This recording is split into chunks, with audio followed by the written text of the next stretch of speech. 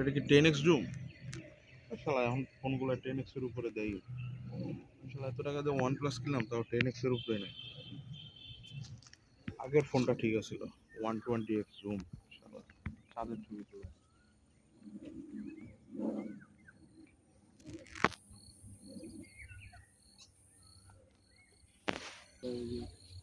এমনি আমরা যে রাস্তাটা এই লাইনটা অনেক সময় রাস্তা দেখতে